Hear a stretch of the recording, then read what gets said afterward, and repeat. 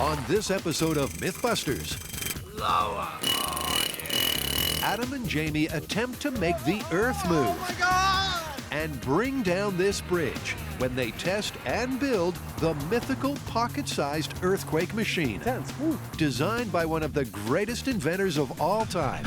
Tesla is an unmitigated genius. Plus, Grant, Tori, and Carrie investigate the case of the exploding lava lamp.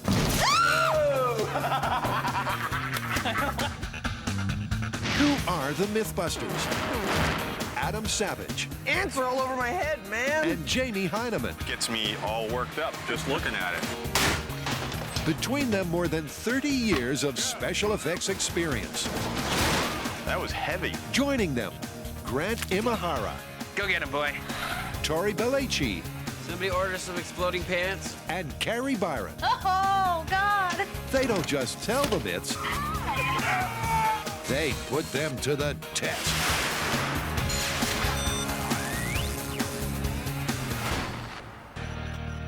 You think we should do it? I mean, there are some who believe that the device this small has the potential to bring this entire bridge crashing down.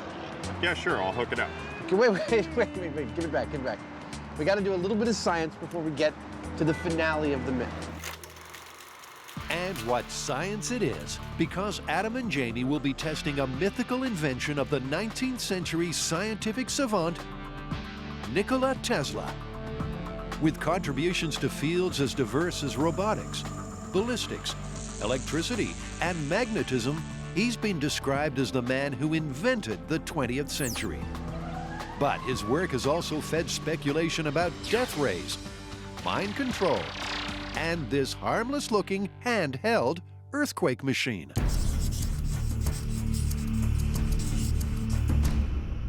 Tesla's earthquake machine.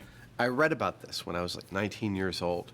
He claimed that he had built this device to make a mechanical generator of some kind, but that he had bolted it as a test to a girder in his building and tuned it up through the frequencies until he had matched the building's frequency, and when he did, all hell broke loose. The building began to, shake around them. They all ran outside to find pandemonium. They thought there was a big earthquake. The fire department was there, the police department was there, and Tesla had to take a hammer to his device to stop it from doing its damage. A crackpot genius, handheld earthquake machine, and all hell breaking loose? It's the stuff MythBusters dream about. And after a trip to the patent office to source Tesla's original designs, Adam and Jamie are all over it like white on rice. I'm totally on the same page as you about this. With the plans before them, the plan of action is refreshingly simple. Build their very own earthquake machine and see if it works. And after a few hours research, the guys have an understanding of the design's mechanics. Tesla's earthquake machine is actually based on something he used in a whole bunch of different inventions and patents, and it's what he called the mechanical oscillator generator. Which, thanks to the graphics department, looks like this. A pocket-sized system of pistons and an air cushion work together, reciprocating a central linear rod. The speed of this vibration can be adjusted or tuned to match the resonant frequency of the target object. And Tesla claimed the resulting positive feedback could be harnessed to destroy anything. Tesla's device is all about resonance. It reciprocates at the same frequency that the object that it's attached to is capable of responding to, and supposedly the whole thing is like this feedback thing that just gets out of control and the thing flies apart. Jamie sounds dubious, and with good reason. The team have come up against resonance before with mixed results. Will Earthquake Machine be a repeat of Break Step Bridge? There's no danger they pose to the bridge. I'd say the myth is totally busted. Or will they get results similar to breaking glass?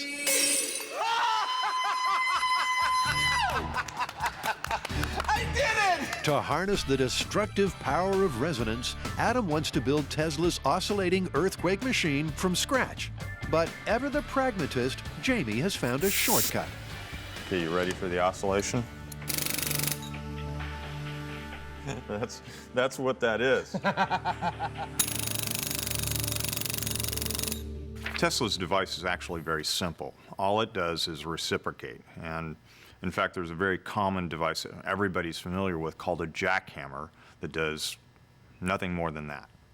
You're right. So, by modifying the jackhammer's motor, they'll have an earthquake machine, in line with Tesla's original design. Hell, let's try it. We could knock this out before lunch. With the mechanical oscillation taken care of, they simply have to control the frequency of the vibration.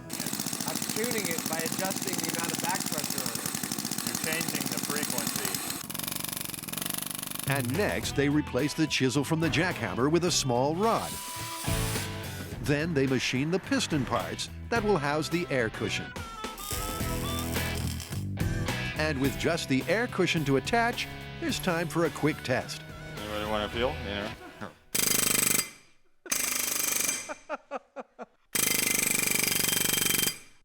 All right, end segment.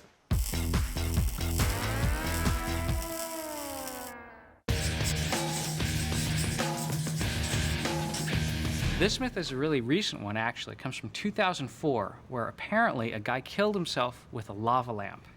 Actually, I heard this one's true, but for the life of me, I cannot figure out how he did it. I mean, what was he doing? It's like, was he impatient and he didn't want to wait for the light to heat up the lamp, and then he stuck it on the stove? Or he might have just been like us and he was just experimenting with a lava lamp. In 2004, a Washington State resident was found dead at home. Cause of death?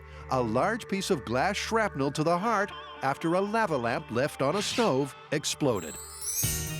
But how on earth did this groovy symbol of the 60s turn lethal killer?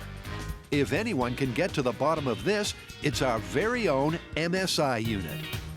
Myth Scene investigators Carrie, Tori, and Grant are on the case. Okay, well, sounds simple enough. What is the plan? Well, I'll go get some lava lamps. I'd like to make a target. I can maybe go get some real human ribs to make a really good torso. What do you want to do? I'll do the math. Math. While Grant calculates what to do with his day off, Carrie and Tori get down to business. Our super sleuths have a two-stage investigation. First, if a lava lamp is left on a stove, will it explode? And if it does, could the resultant shower of glass and goo lead to a lethal piece of shrapnel to the heart? So to recreate the scene, the first thing they'll need is a rack of ribs. That is so cool. And here at the Bone Room, you can satisfy all your skeletal needs. But wait a minute, doesn't Carrie have a mortal fear of all things dead and not buried? I really, really love skulls and bones and all that. Right, but not the fleshy, gooey parts. Put some just all that muddy meat just makes me ill. Cue the flashbacks. I'm a vegetarian city girl from California. Oh my God, it blew his teeth out. It just blew his teeth out. Couldn't we find a story where we don't work in dead animals? For real. I'm so traumatized right now. This is really cool. So you're pro-mummy, anti-zombie is what you're saying. Yeah, pretty Yeah, much, yeah. yeah. Okay, now we all know a little more about Carrie and the skeletons in her closet. What about the myth? He actually had to get a shard of glass exploding and going through the rib cage, through whatever Yeah. connective tissue was here, and then into the heart. So you're gonna actually have to get it through one of the holes and through all that muscle, and depending on how fat the person was, their fat and tissue, and then into the organs. It's just some bad luck. Bad luck our team will try to recreate back at the shop. And while Carrie gets her ribs to go, Tori has seen the light. Tori, lava lamps? I just want to check this one out because it's got sparkles and glitter. Ah! They get hot. The third-degree burns help focus Tori's mind. And before long, he's headed back to the shop with a good selection. Where Grant has been looking for some inside info on the prime suspect. Well, for this myth, I've been trying to find out exactly what's inside of a lava lamp. Well, although the biggest manufacturer of lava lamps in the US keeps their recipe secret, with a little bit of searching, we've been able to find out that lava lamps have inside them a lot of things that are potentially flammable. Mineral oils, wax, alcohol. Meanwhile, Carrie is working on putting some fake flesh on her real ribs. I know it's not going to be a totally accurate representation of the human body, but the way the lava lamp exploded is a shard of glass went flying through the air and pierced his heart through his rib cage. I just want to see what kind of chance glass has of getting that far into the human body. To do it, Carrie is casting a ballistics gel bust around the human rib cage. By suspending the ribs in position, she'll have a close structural analog of a human torso. I'm trying to figure out exactly where the rib cage is going to end on this dude. To confirm the story that glass shrapnel from an exploded lava lamp can pierce the heart, Carrie gives Barry the ballistics bust a fake heart, which, if punctured, will leak its fake blood and simulate his death. With his internal organ in place, he's ready to put on some weight. And after a night in the fridge chilling out, Barry's all set for the great lava lamp experiment. Oh, that is beautiful. God, that came out good.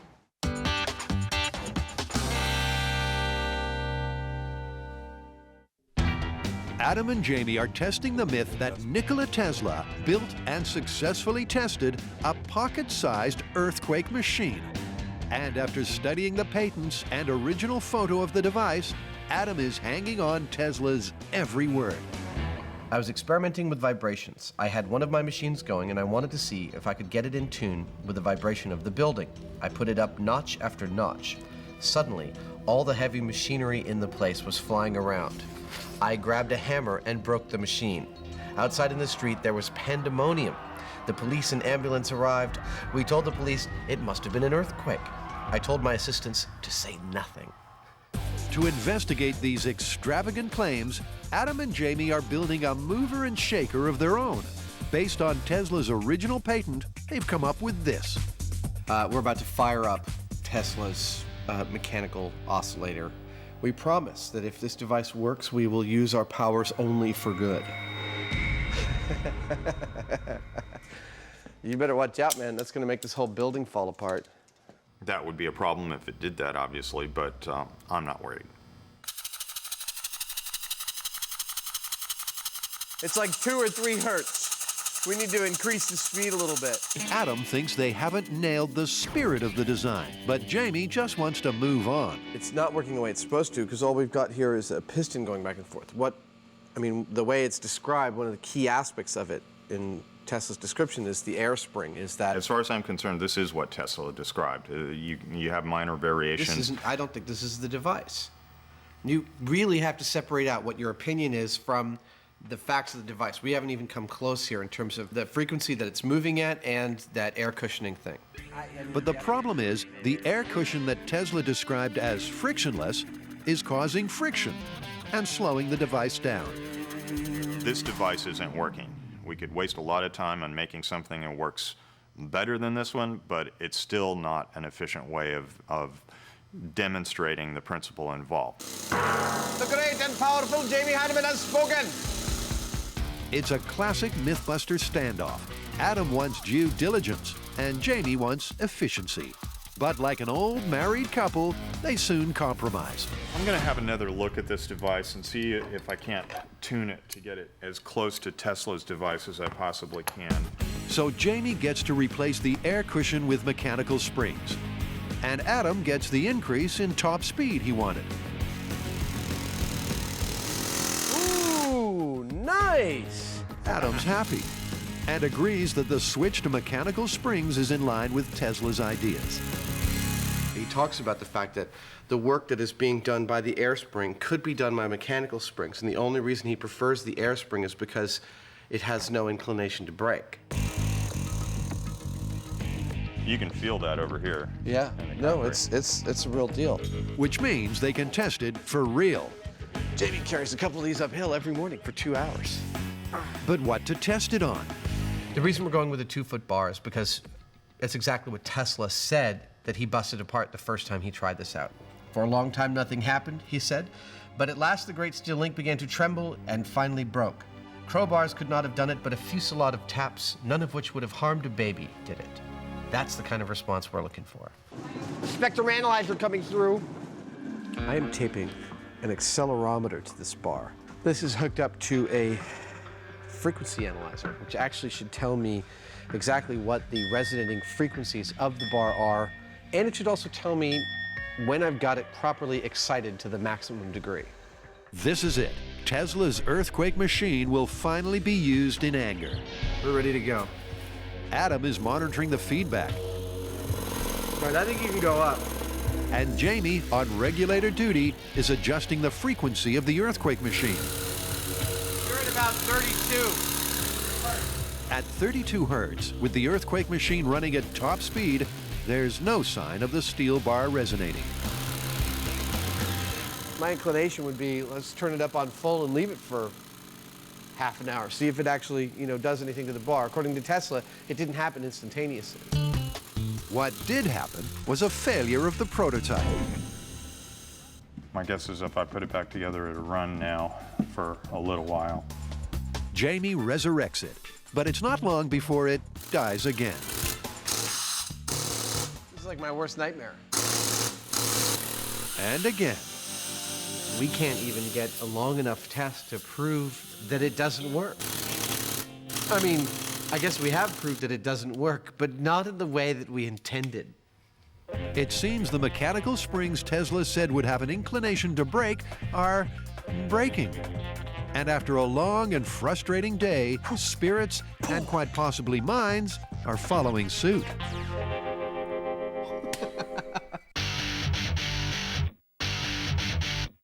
The build team are in MSI mode. Myth scene investigators Carrie, Grant, and Tori are hot on the trail of a lethal lava lamp. They get hot. Well, Tori has successfully gotten a bunch of lava lamps for us, and I finished my human torso with a fake exploding heart. So now the next logical step is to actually recreate the scene. Detectives Byron, Imahara, and Balechi are staging a reconstruction to answer two questions. Will a lava lamp explode if left on a stovetop? And if so, will the blast be powerful enough to send a lethal piece of glass into a human heart? I think most people sit and watch lava lamps like this. Dude. Yeah, that's about the right position. With Barry the ballistics bust assuming the position, everything and everyone is ready. Ready? A 3, a 2, a 1. Run. Now they just have to wait for things to warm up Starting to bubble, there it goes. It's starting to move. and pass the time making a few predictions.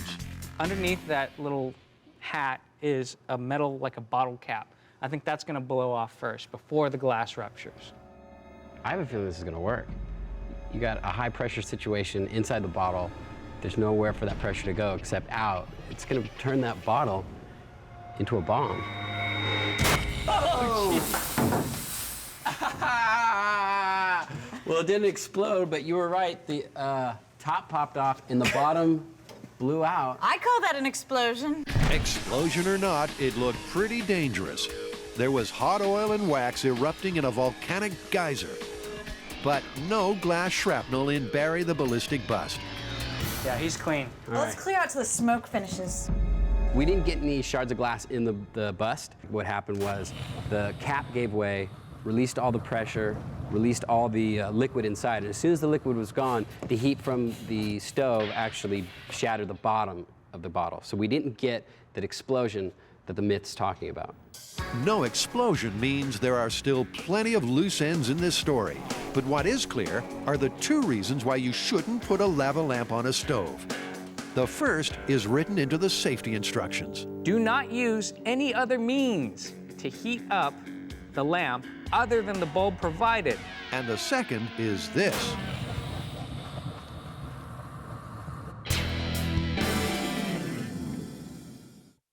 Jamie and Adam are tackling Tesla and his incredible earthquake machine. Tesla is an unmitigated genius. I mean, he is absolutely an amazing brain. He invented alternating current, but late in his life, neglected by his sponsors, not given his due, watching his invention spread across the world and him not getting any piece of it. Also in a bitter patent battle about the invention of the radio, which he eventually won, posthumously. I think he was trying to drum up some press, and I think this story was part of that. With 2 failed prototypes, confidence in the myth is low, so it's time for Plan B. My opinion is if we're going to do this right, we have to come up with a way of visualizing, demonstrating visually what we're talking about when we're talking about resonance and resonant frequencies. Well, resonance can be kind of tricky. Why don't we start with water? Create a wave action that we can see. So the plan is to build a wave tank, rig a quick and dirty reciprocating device, tune it in, and create a mini tsunami. Dude, that is so trippy.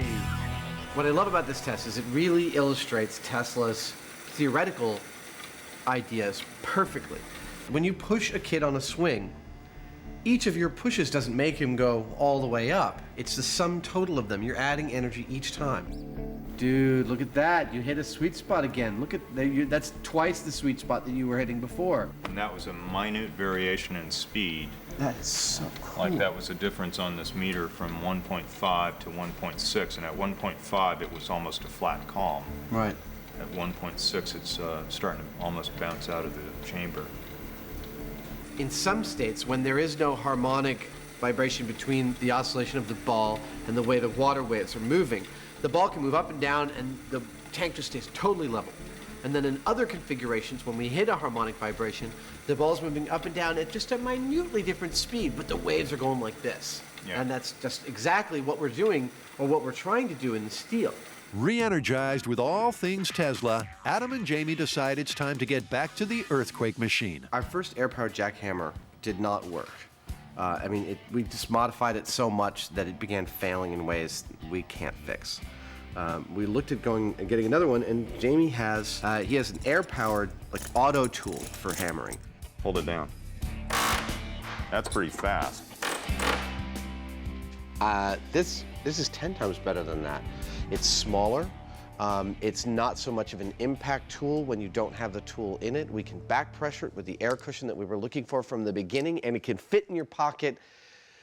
I think it's exactly in the spirit of what Tesla drew. It's so close to Tesla's design, the only modification required is a steel plate so it can be attached to the target object. This is actually Jamie's personal massager. He's all like, honey, I feel really sore. Would you work on me for a bit? And his wife's like, and he's like, oh, that's right, yeah. Oh, lower, oh, yeah. That's how he has such big shoulders. Adam and Jamie once again prepare to disintegrate a solid steel bar with an earthquake machine. Accelerometer's in, the device is clamped in. I'm ready to go. They take it through the air hammer's full range of frequencies. But with no sign, the steel bar is resonating. I'm measuring the frequency that our device is applying to the bar, and it's right about 50, 52 hertz. But Tesla said that it was a while before destruction ensued. And if it's good enough for Tesla, well, the lowest natural frequency of the bar is in the hundreds, like 400 or 500. We're not going to get that with any device we got here. I'm looking forward to trying this on some other types of steel. cue the steel bar alternatives. Scoobity, wah, wah, wah. First, a 2-foot section of 2-inch square tubing. And this time, they get a little action. Yeah, isn't that cool? Yeah. That's the highest amplitude on that primary 20 hertz hit. And you can see it's shaking around more than any other time. So we're starting to see potentially the kind of excitement that's possible. It's just we need to get a bar that's tuned to this device and this device tuned to that bar. It's low frequency. Then we should see some real vibration. And the best chance they have to do that is test a bar with a lower resonant frequency. Like this 20-footer, which has a harmonic as low as 7 hertz. But after hours of tweaking the system, there's no sign of any action. And in Jamie's mind, this myth has already been consigned to the busted bin. Currently, my impression is that this idea of putting this little tiny thing on some massive structure and by tuning it just so, getting the whole thing to resonate, you're not going to have like, you know, a flea jumping up and down on a girder, and if he does it at the right frequency over and over again, that all of a sudden magically the whole structure goes down. I mean, that's what Tesla's talking about with this principle of, you know, this magical resonance that he's creating. Shall we pull it off? Yes. So far, MSI San Francisco have yet to break the case of the lethal lava lamp. Barry the ballistic bus took a burning hot shower, but without an explosion, he's free of any deadly shrapnel wounds. So far. All right, so this is test number 2. We're going with the lava lamp with the bottle cap top instead of the safety cap. This kind of bottle cap will hopefully be stronger and it'll hold that pressure inside, allowing it to explode. And that's what we're looking for here in this myth. But 10 minutes in, and it looks like Oh, I hear something. I can see it leaking. Tori's theory has a few holes in it. But despite the leak, the cap holds, and the pressure continues to build. Sweet. Yeah! Yeah! Yeah! Fire! And the escaping flammable lava makes things even more interesting. Oh, that is looking a little out of control. Oh, wow. Yeah! Look at that, it's just extinguishing itself right now.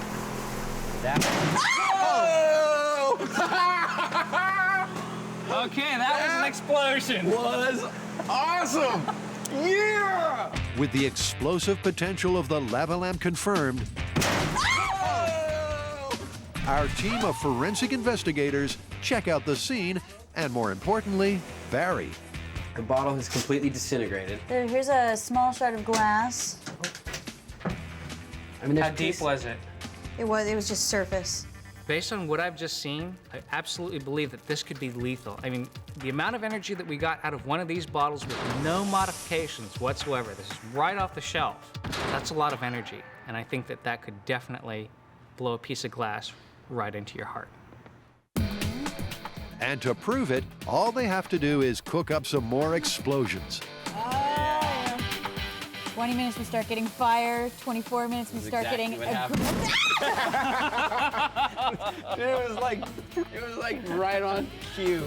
If this replay is anything to go by, the ballistic bust will have been lucky to escape without taking a hit. But it seems like Cool Cat Barry has 9 lives. I mean, I don't see any big pieces in him now, but I have to say I'm pretty convinced by this explosion due to the fact that the shards are much bigger than we've seen. Yeah. Yeah. And they're all over the place. So, how's this first scenario? Guy puts a lava lamp on. It's taken 20 minutes. Obviously, you know, you're gonna get bored sitting there watching it. He walks away, all of a sudden smells the smoke, hears all the spewing, comes in to turn it to low, and then it explodes. So he's leaning over. Look at CSI Carrie. Yeah. Okay, but where to from here? Keep exploding lava lamps until they get a direct hit? Or ramp things up a little? So our next scenario that we're gonna try is the experimental one. We're gonna try to get that cap so it's solid on top of the bottle and see if we can't get more of a compression and explosion and maybe get a fracture from this bottle that would have created the shards that killed him. To improve the bomb-like qualities of the lamp, Tori seals the cap, but not very well. Whoa! That's it. Epoxy gave up. Darn it. With the lava lamp contents escaping, they decide to stage an intervention. A squirt of cold water from a spray gun should help things along. The theory was the shock of the cold water would cause a glass to fracture.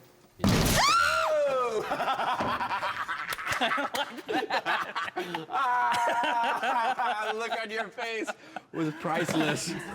All right, let's go see how he survived or not. Whoa! Now that Don't is a touch it, don't result. touch it, don't touch it. That's crazy. That is a result. You know, I think eventually, given the number of bottles that we had, we probably would be able to get a result like this without having secured the bottle cap on there. It seems to me that it's just luck of the draw. Every time we had a lot of energy behind the explosion. I think it's just a matter of time before we get one that's mortal. All right, so exploding lava lamp. What's the verdict? I think we have it confirmed. Yeah, we show that there's enough energy in a lava lamp being heated up on the stove to throw a shard of glass at lethal velocity into the body. And I think my scenario as to why the stove was on low and why he was leaning over it when it exploded is actually really plausible. So MSI San Francisco have confirmed the details of this tragic story.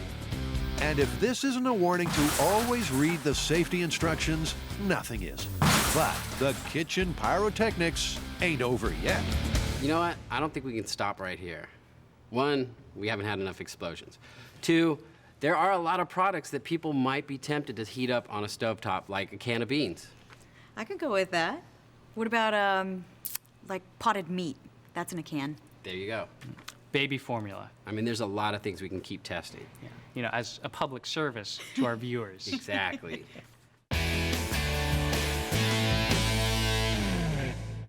Jamie and Adam have been testing Tesla's earthquake machine for days, and the Richter scale is showing a big fat 0.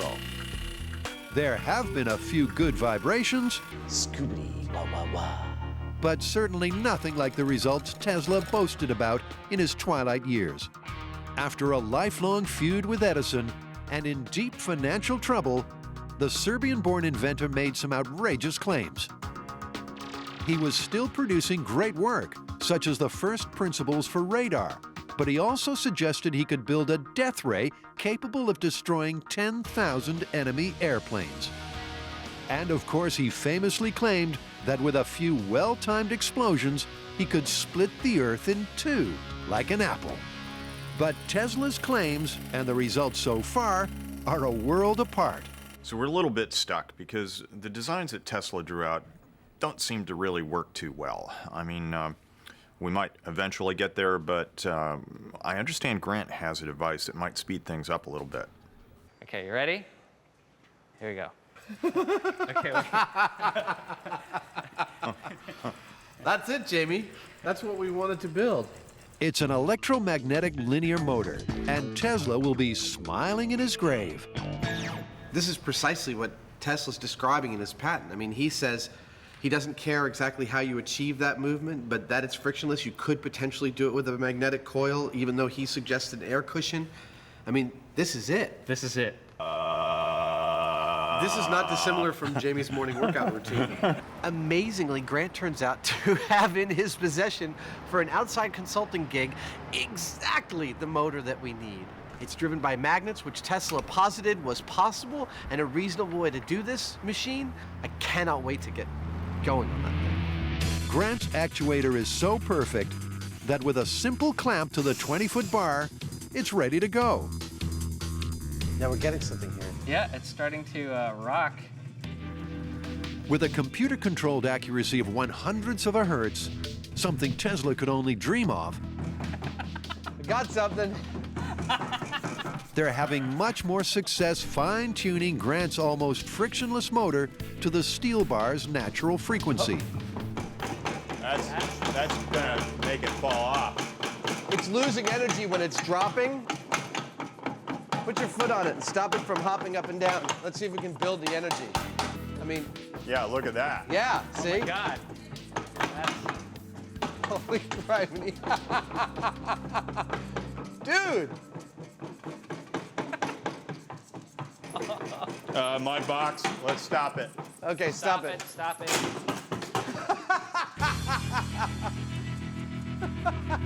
It's about tuning the amount of vibrations per second precisely to what the bar needs. It's that every time the bar flexes, when it comes back up, that you're hitting it, boom, right at the top of that arc.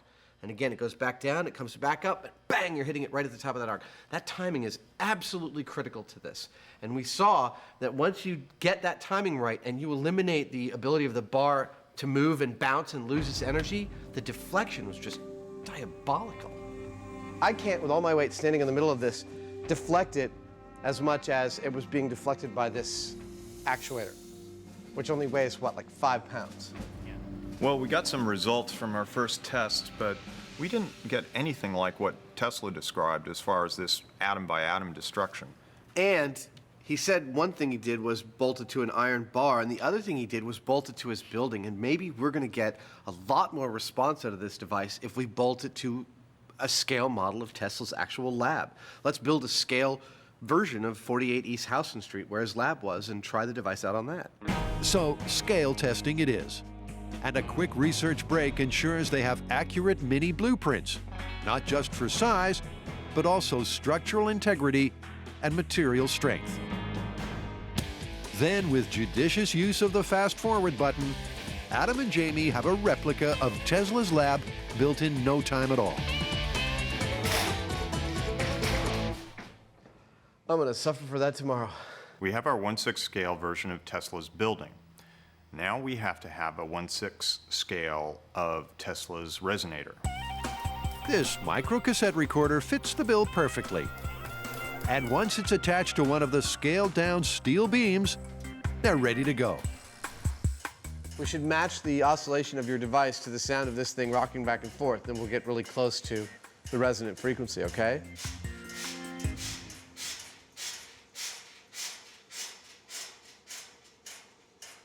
That's pretty darn good. All right, then I think we should just let it sit for a while. Tesla said nothing happened at first. Okay. Now, this building is pretty much exactly scaled to a large 5-story steel or iron structured building in New York City, around about the mid-1800s. And from what we know from the mechanical engineers we talked to, the material's properties ought to scale along with the material. So this is a terrific attempt to see if Tesla's device could have any effect on a large, full-size building. But despite Adam's confidence in the test parameters, the Earth and Mini Jamie are unmoved. Let's give Grant a call. Yeah, we need to go bigger. Of course, if we use Grant's device, scale is going out the window. This isn't even remotely what you would consider pocket-sized in scale in something like a car.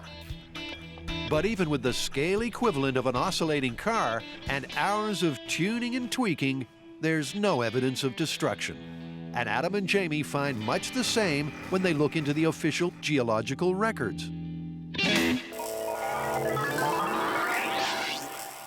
Like any good myth, this one has a couple of different versions. Tesla claimed variously that his earthquake machine did its damage in either 1887 or in 1898.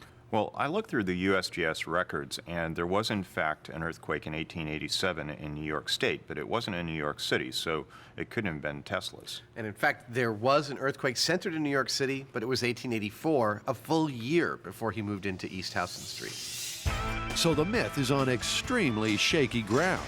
But desperate to give Tesla his due, Adam has one last test up his sleeve.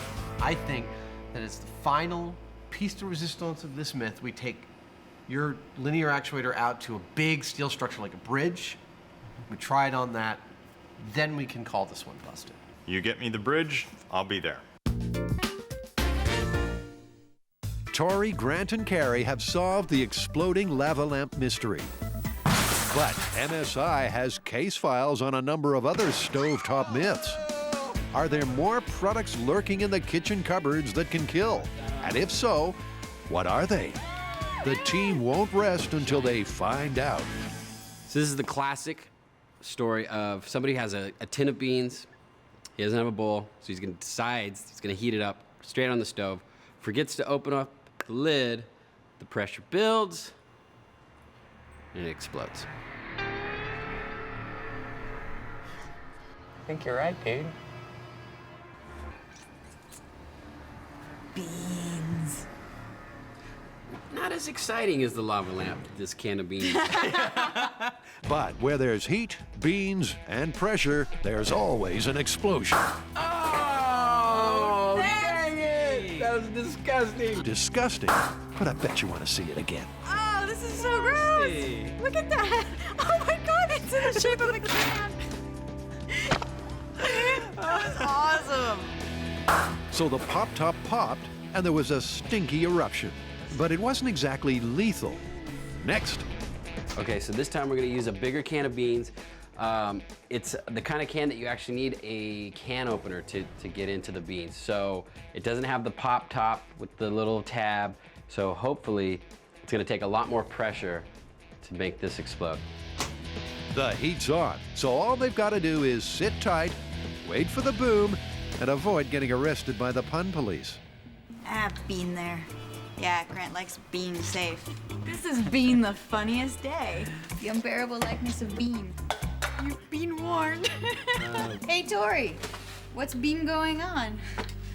Half an hour into the experiment, and the bean can is yet to blow. The MythBusters, well, they're still monkeying around.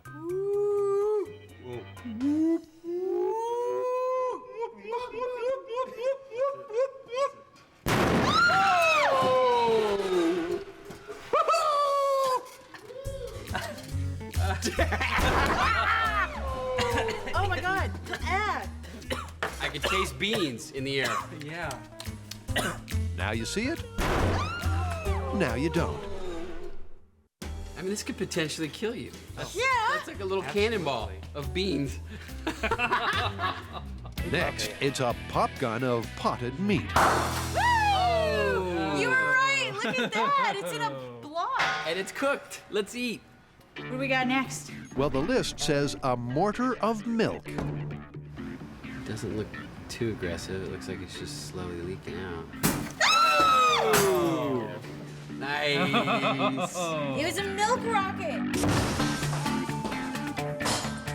That was great. Oh, look, and there's a huge shard of glass going right into the ribs. Oh, gross. So that was not only a successful explosion, but a potentially deadly explosion. Which leaves just one item on the team's to blow up list. The mother of all lava lamps, Big Bertha. So quiet. A little too quiet. Barry the ballistics bust is having a tough day. Hot beam cannonballs, glass shrapnel, and now, because of the team's impatience to get a big boom, a gas burner. Oh man, look at the dummy in the back. He just sliced his shoulder. He's slumping. He's heard the proverb, if you can't stand the heat, get out of the kitchen. I hope he doesn't fall into the lamp. Oh, that would suck. But without legs, getting out is not an option. No! Oh, no! No! Oh. Oh! Okay, it's still intact. Oh, Dang. he pulled a rib out. We just have to wait for it to cool down. We can't shoot it with a fire extinguisher. It'll break it. It'll Got break it. Sabotaged by our own ballistic dummy. There's a bubbling bomb of lava that requires handling. And when there's something strange in the neighborhood, who else you gonna call? Don't get blowed up. Okay, I'll see you in a bit. Of course, Tori did wait until Big Bertha had cooled, making it safe to handle. He may be renowned for his safety-defying stunts, but he ain't stupid. It's looking pretty good. It seems to be intact. All in one piece. But not for long. It was almost in slow motion. Wow, those are giant pieces. Oh my God, that was so cool. Wow. The pieces that came off that were definitely like spears. They were huge. All right, let's wrap up our day with results. What do we get for the lava lamp? Lethal. Lots of energy, lots of shrapnel. Can of beans. Well, depending on the size of the tin that you're using, I would say it's definitely lethal, especially to you, possibly your neighbors. Okay, how about the can of potted meat? Probably not lethal, but very messy. And finally, the milk in the jar. The milk in the jar, I guess the only way it could kill you is if you had your head and you were looking directly down at it. It could be lethal. Okay, so I guess we've learned something here today. Don't put anything on the stove unless you have a pressure release.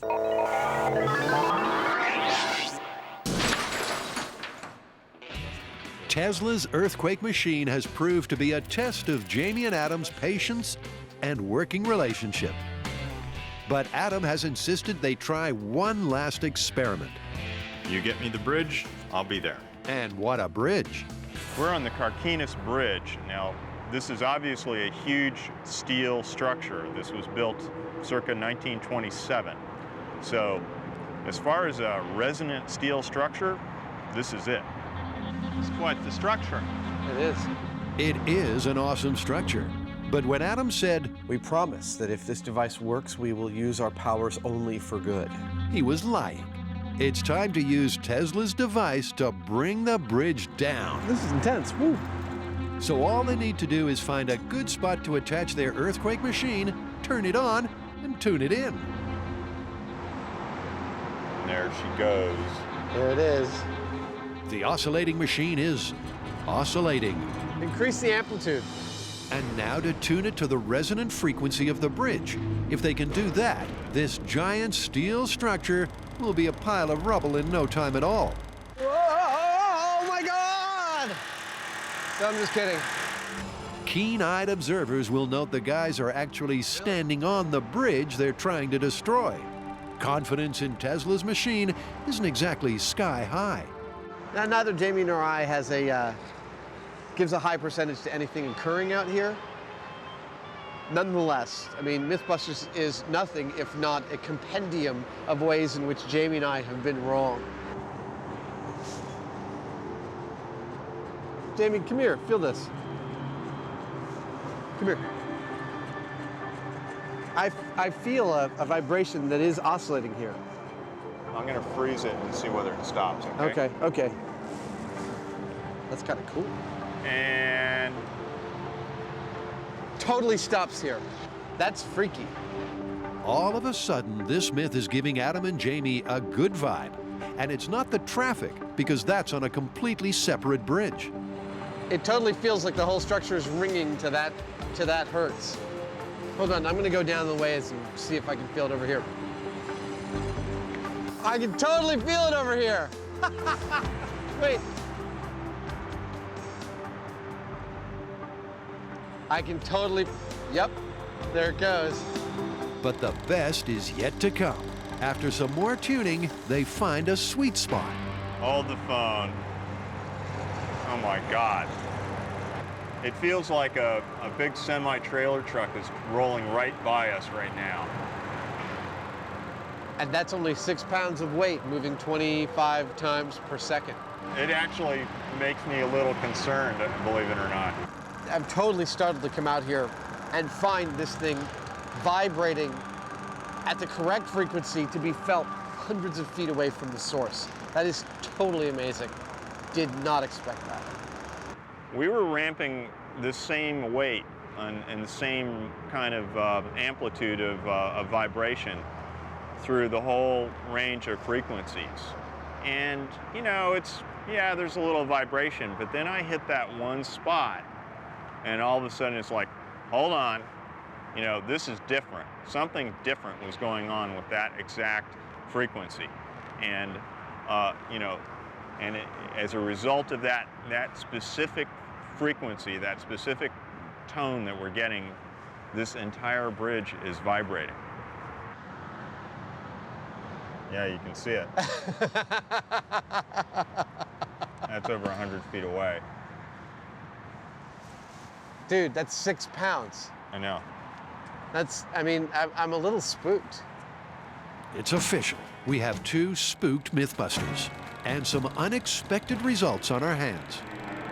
This vibration from this device is traveling significant distances in this structure. But it ain't no earthquake. We've had it running for, I think, somewhere near an hour at this point. And it's not doing anything but just making the vibrations. The vibrations aren't building. We've tuned it up and down to find a really resonance frequency. I think we've hit a real butter zone here, and still this bridge is standing.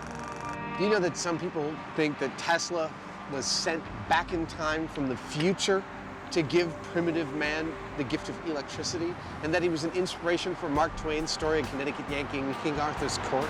Well, he was definitely ahead of his time, and you know, he was onto something with this resonance thing, and it's pretty cool. Yeah, but I think we both know where this is going. Yeah. It ain't no earthquake. It's no earthquake. It's totally busted. Let's go home. All right.